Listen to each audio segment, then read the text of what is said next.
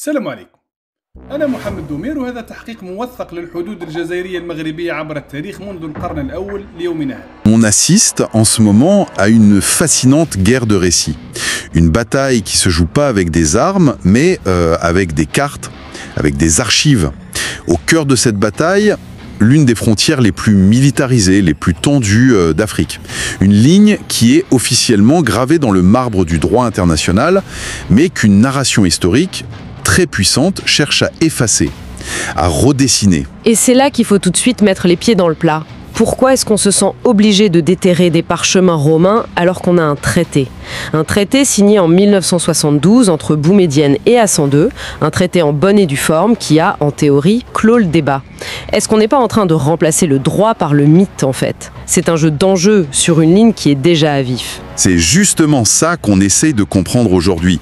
Pas la légalité, qui, sur le papier, est claire, mais l'architecture de cette contre-narration. Il faut bien voir qu'elle ne se présente pas comme un appel à la guerre, mais comme une quête, la restauration d'une vérité historique. Et ce qui est intéressant, c'est que son carburant, il n'est pas dans les bibliothèques. Il est sur les réseaux sociaux, dans ces guerres de cartes qui enflamment les esprits.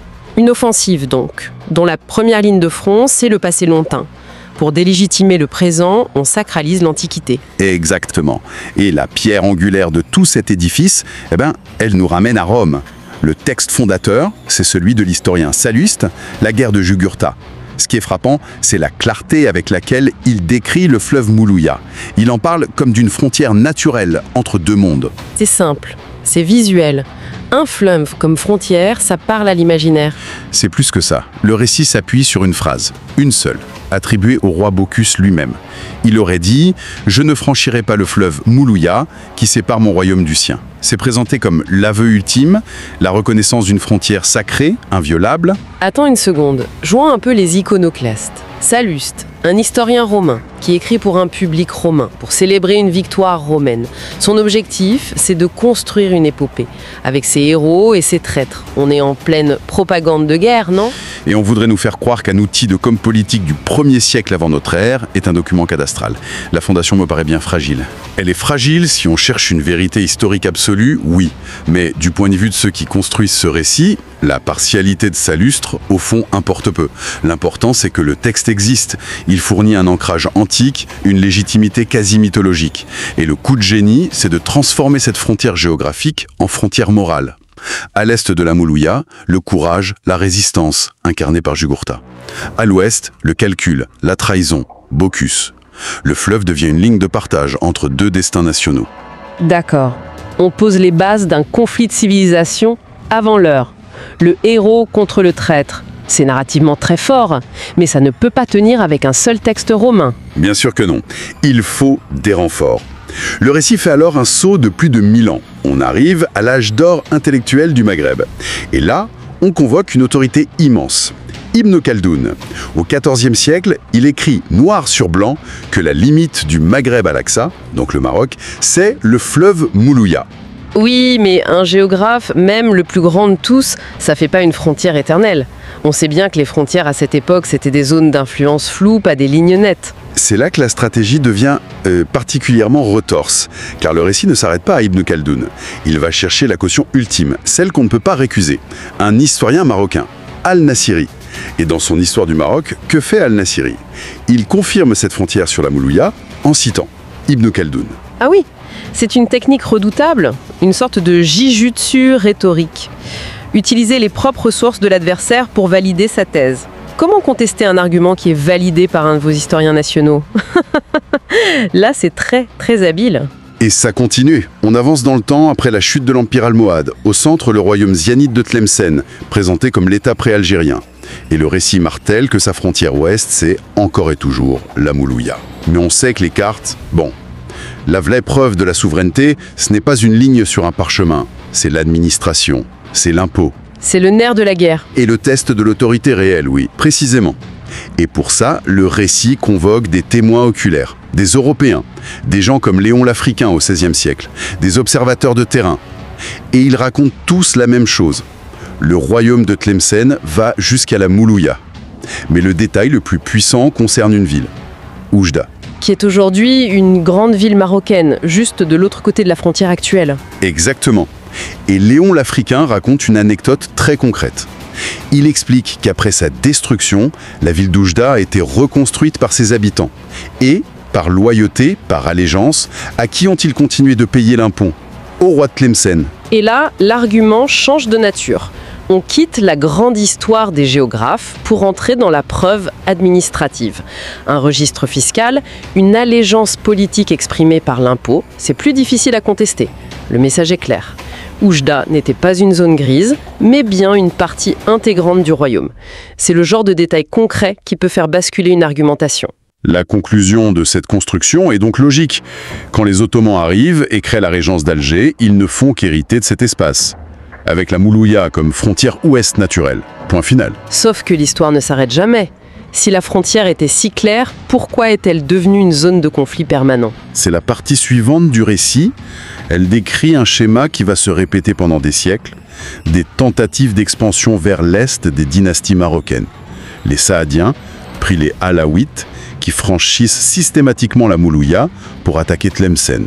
On a des exemples précis. En 1551, une grande offensive sur Tlemcen, menée avec le soutien d'un contingent espagnol. Ah, l'ingérence étrangère, déjà à l'époque. Toujours. Et la contre-attaque de la régence d'Alger est décrite comme une riposte foudroyante qui annihilit leur armée. Mais le récit va plus loin. Il insiste sur des épisodes où les forces de la régence ont pénétré très profondément au Maroc, jusqu'à Fès. Mais, et c'est le point clé de l'argumentaire, jamais dans une logique d'annexion. L'objectif était de punir un sultan et de réinstaller un allié avant de se retirer systématiquement. L'ironie est mordante. Dans cette version de l'histoire, les rôles sont complètement inversés par rapport aux clichés habituels. La puissance expansionniste devient celle qui agit en réaction, qui mène des raids punitifs, mais respecte la frontière historique. Et l'ingérence étrangère est du côté marocain. C'est une déconstruction totale du narratif victimaire. C'est une réécriture complète. Agresseur, agressé, tout est redéfini. Et cette longue séquence s'achève par ce qui est présenté comme le péché originel, le traité de l'Ala Mahnia, signé en 1845 avec la France. Dans cette narration, c'est l'acte par lequel la France offre des territoires historiques algériens au Maroc pour le récompenser d'avoir lâché l'émir Abdelkader. La boucle est bouclée. On a donc deux logiques qui s'affrontent. D'un côté, ce récit historique, méticuleux, il mobilise Rome, Ibn Khaldoun, les chroniqueurs, pour défendre un droit historique quasi immémorial. La vraie frontière, ce serait le fleuve. Et de l'autre, on a le droit international moderne.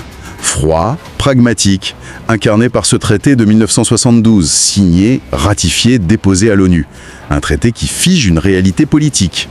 Et ça nous amène à la question de fond qui dépasse ce cas particulier. Dans le monde d'aujourd'hui, qu'est-ce qui pèse le plus lourd? La mémoire longue, ses frontières naturelles, ou la stabilité des traités? Ce fameux principe qui veut qu'on garde les frontières de l'époque coloniale, même absurdes, juste pour éviter des guerres sans fin. C'est le primat de la stabilité sur la justice historique, en somme. C'est la tension entre la légitimité historique, qu'elle soit réelle ou fantasmée, et la légalité contemporaine. Et ça laisse une dernière pensée en suspens. Si un simple fleuve peut charrier 2000 ans de conflits et de récits antagonistes, combien d'autres frontières dans le monde, tracées à la règle au mépris de l'histoire, ne sont en réalité que des cessez-le-feu qui attendent patiemment que de vieux fantômes viennent les contester? On l'appelle souvent la frontière maudite, mais c'est bien plus qu'une simple ligne dans le sable entre le Maroc et l'Algérie, ça. Ah oui, c'est une blessure. C'est presque une obsession politique qui paralyse une région entière. Exactement.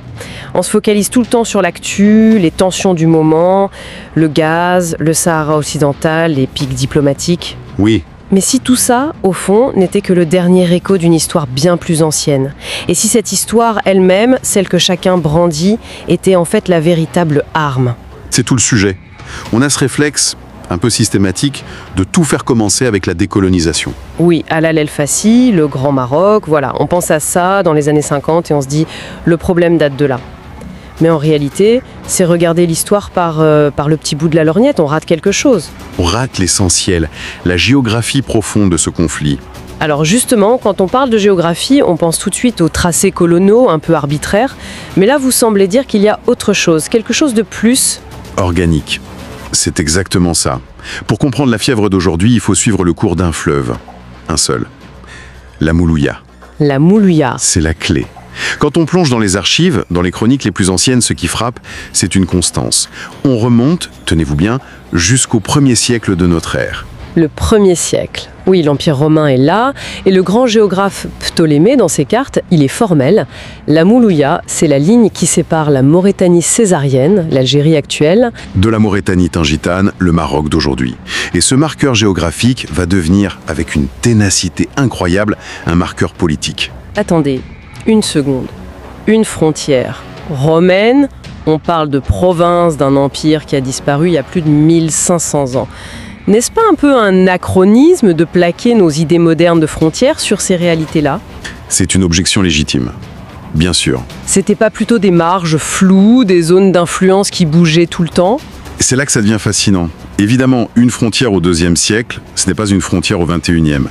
Mais cette ligne, cette Moulouya, elle refuse de disparaître. Même après Rome? Même après. Il y a la conquête islamique. En théorie, tout le Maghreb est unifié sous les Omeyyades. Mais dès que ce pouvoir central s'affaiblit, qu'est-ce qui se passe? La faille réapparaît. La faille de la Moulouya réapparaît. Et le vrai test, le moment de vérité, c'est le XIIIe siècle. Là, la carte politique devient très très claire. C'est-à-dire? 3 grands blocs se forment. À l'est, les Hafsides, en gros la Tunisie et l'Est algérien. Et à l'ouest, 2 puissances rivales qui se font face de chaque côté de notre fleuve.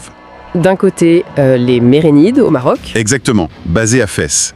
Et juste de l'autre côté de la Moulouya, dans ce qui est aujourd'hui l'ouest de l'Algérie, on a les Zianides. Et leur capitale, leur joyau, c'est Tlemcen. Et Tlemcen devient l'enjeu. Ça devient une obsession pour les Mérinides. Et la Moulouya, elle devient la ligne de front. Et ça, les textes de l'époque le confirment, ce n'est pas une reconstruction qu'on fait après coup. Non, et c'est ça qui est frappant. Les chroniques, je pense à la Mawsuat al-Maghreb al-Arabi, qui est une référence, décrivent des guerres incessantes pour Tlemcen. Mais elles précisent toujours que la frontière naturelle du royaume mérinide, elle s'arrête à l'ouest du fleuve. Ah oui. Un géographe marocain de l'époque, Al-Wazani. Léon l'Africain. Léon l'Africain, exactement. Il écrit noir sur blanc que la Moulouya sépare le royaume de Fès de celui de Tlemcen. Mais le témoignage le plus fort, le plus puissant, c'est celui d'Ibn Khaldoun, Quand même. le père de la sociologie. Dans sa Moukadima, il désigne la Moulouya comme étant, je cite de mémoire, la fin du Maghreb à l'Aqsa, c'est-à-dire l'extrême occident, le Maroc. On peut difficilement être plus clair. D'accord. La ligne existe, elle est reconnue, mais alors, si elle était si claire, pourquoi ces guerres sans arrêt? On a l'impression, en vous écoutant, d'une sorte de pulsion marocaine vers l'Est. Mais la puissance d'en face, elle, n'avait aucune ambition vers l'Ouest. C'était toujours une histoire d'agression-réaction? Le conflit change complètement de dimension au XVIe siècle. C'est un vrai point de bascule. Pourquoi? Parce que 2 nouvelles puissances impériales émergent en même temps. À l'est, les Ottomans s'installent à Alger, ils créent la régence d'Alger. Et à l'ouest, une nouvelle dynastie très guerrière prend le pouvoir au Maroc, les Saadiens. La confrontation devient inévitable. Brutal. Et oui, les sources sont assez unanimes pour dire que l'initiative vient presque toujours de l'ouest. En 1550, première grande offensive saadienne. Ils traversent la Moulouya, ils prennent Tlemcen. La riposte d'Alger, menée par Hassan Pacha, elle est fulgurante. Et ils sont repoussés. Repoussée. La frontière est rétablie sur le fleuve. Point. Première tentative, premier échec, on pourrait croire que la leçon est retenue. Loin de là. L'année suivante, 1551, il revient, et là ce n'est plus une escarmouche, c'est une invasion en règle. On parle d'une armée de 17 000 hommes, c'est énorme pour l'époque. 17 000? Il y a un détail qui change tout. Avec eux, il y a des mercenaires européens. Ah! Des Espagnols dirigés par le comte d'Alcaudet, qui était le gouverneur d'Oran. Des mercenaires espagnols? On est en plein XVIe siècle et le conflit est déjà internationalisé. Ce n'était donc jamais juste une querelle de voisinage. Jamais. Les grandes puissances de l'époque, ici l'Espagne, jouaient déjà leurs cartes pour affaiblir l'influence ottomane. Absolument. C'est déjà de la haute géopolitique. Sauf que cette alliance ne va pas porter chance aux Saadiens.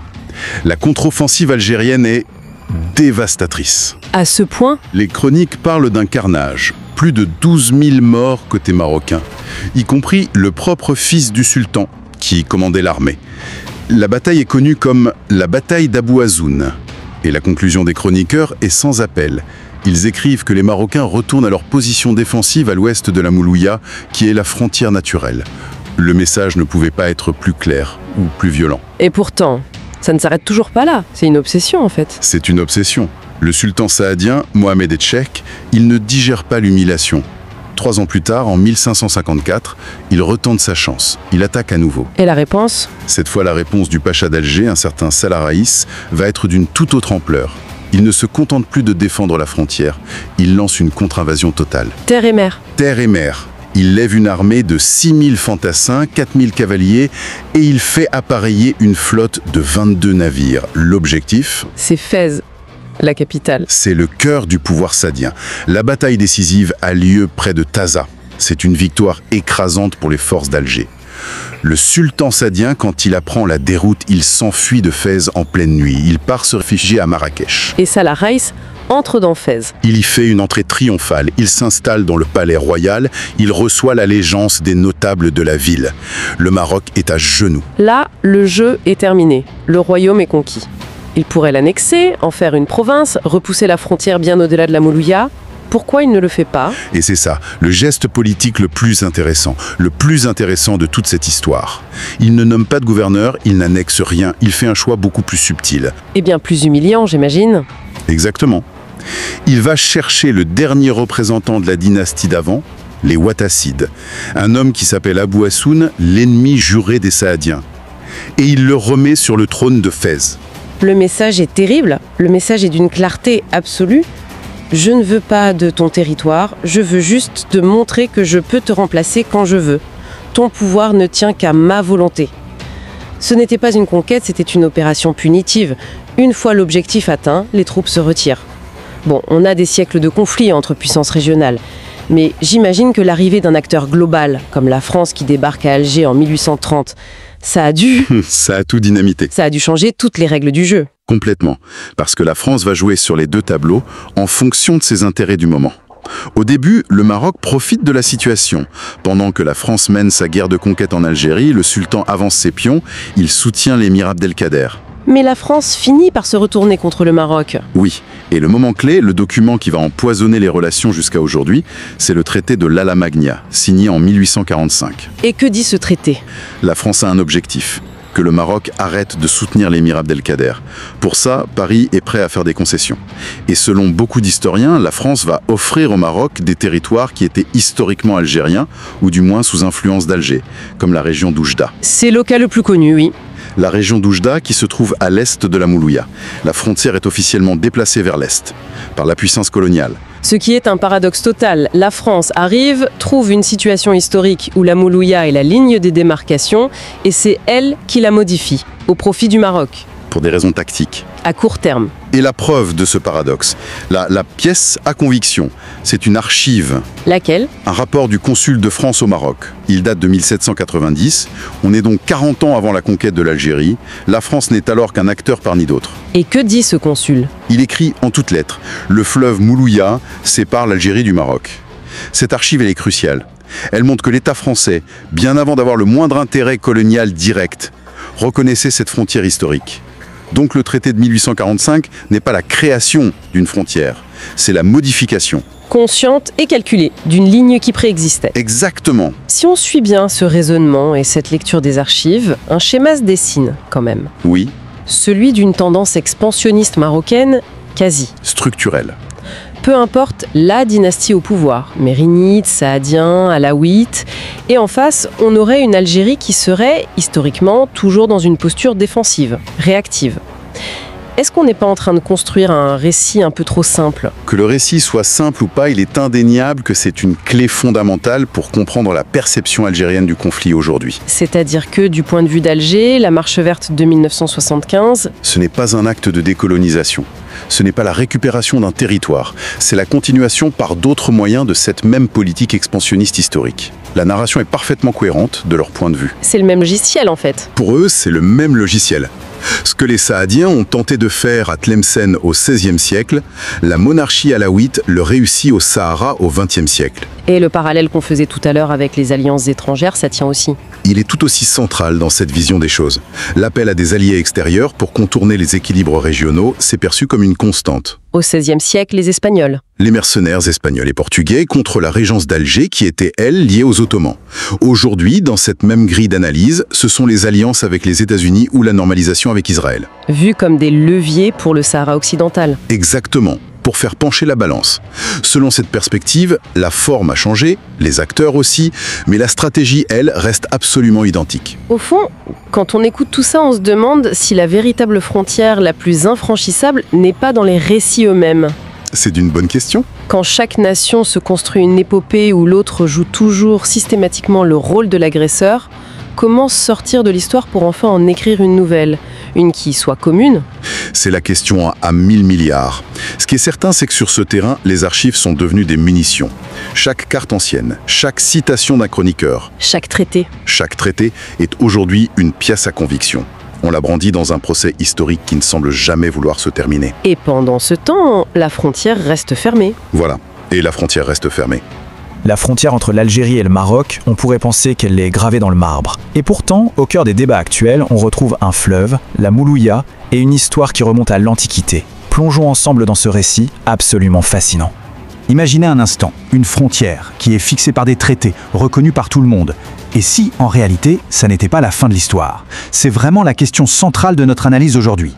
On va explorer cette tension incroyable entre le droit international et des revendications historiques qui sont, elles, bien plus anciennes.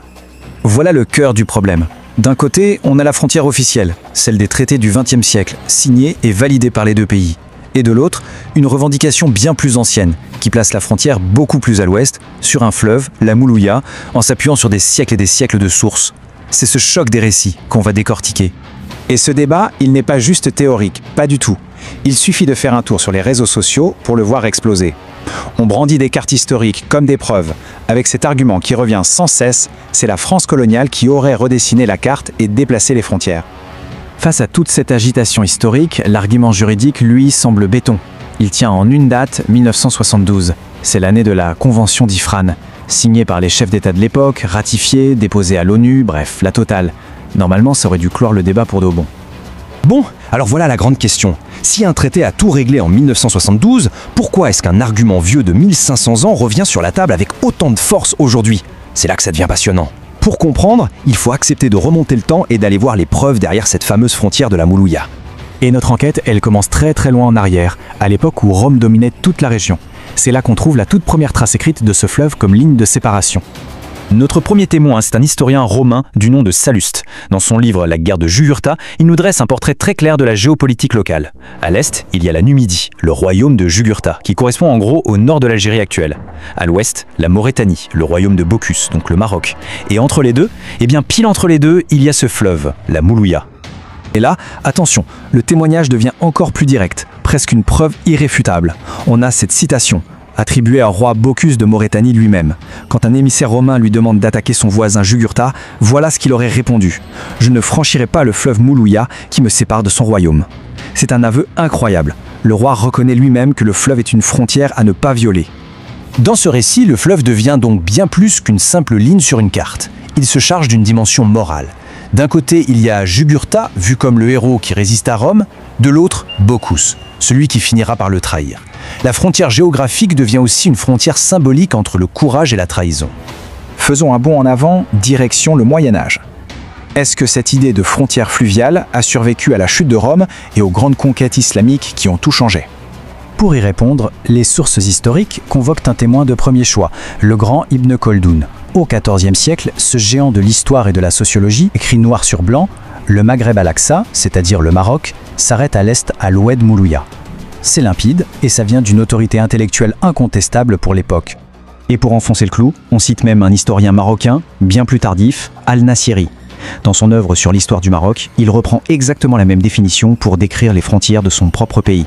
Autant dire que ça donne un poids considérable à cette vision. Mais cet argument ne se base pas que sur des textes de géographes. Prenons un cas très concret, celui de la ville d'Oudja. Un voyageur célèbre, Léon l'Africain, raconte qu'au XVIe siècle, après sa reconstruction, les habitants de la ville ont continué à payer leurs impôts au roi de Tlemcen, donc en Algérie actuelle. C'est un point crucial. Ça montre une allégeance politique et fiscale bien réelle qui suggère que la ville appartenait administrativement à la sphère de Tlemcen. Avec l'arrivée des Ottomans en Algérie et de la dynastie saadienne au Maroc, la frontière change de nature. Ce n'est plus seulement une ligne tracée par les historiens, ça devient une véritable ligne de front défendue militairement. Le XVIe siècle est marqué par une série de conflits très violents. À plusieurs reprises, les armées saadiennes traversent la Moulouya pour attaquer Tlemcen. Et à chaque fois, non seulement elles sont repoussées par les forces de la régence d'Alger, mais les contre-offensives sont massives, au point de menacer le pouvoir marocain chez lui. L'épisode le plus spectaculaire, c'est sans doute la campagne de 1553. En réponse à une énième attaque, le pacha d'Alger, Salih Raïs, lance une offensive qui ne s'arrête pas à la frontière. Il fonce jusqu'à Fès, la capitale marocaine. Il prend la ville et force le sultan saadien à s'enfuir. Ça montre à quel point la défense de cette frontière était devenue une priorité stratégique absolue. Toute cette longue et tumultueuse histoire nous ramène à notre point de départ. Ce conflit entre un récit historique qui traverse les âges et la réalité juridique de notre époque. La frontière légale qu'on connaît aujourd'hui, elle, est le fruit d'une histoire bien plus récente. Elle commence à se dessiner en 1845 avec le traité de l'Alla Magna, par lequel la France aurait cédé des territoires algériens au Maroc. Et puis bien sûr, il y a la Convention d'Ifrane en 1972, qui était censée être le point final de toute cette affaire. Manifestement, le débat, lui, n'est pas terminé. On se retrouve donc avec deux logiques qui s'affrontent. D'un côté, l'argument historique, qui s'appuie sur 1500 ans de sources quasi ininterrompues pour dire que la frontière naturelle et légitime, c'est la Moulouya. De l'autre, l'argument juridique, basé sur le droit international moderne et un traité signé par les deux parties. L'objectif ici n'est pas de trancher, mais bien de comprendre la force et la construction de ces deux visions du monde. Tout ça nous laisse avec une dernière question, une question fondamentale. Qu'est-ce qui fait la réalité d'une frontière? Est-ce que c'est un fleuve chargé d'histoire, ancré dans les mémoires et les textes anciens? Ou est-ce que c'est une ligne tracée par le droit, fruit d'accords politiques modernes conçus pour assurer la stabilité? C'est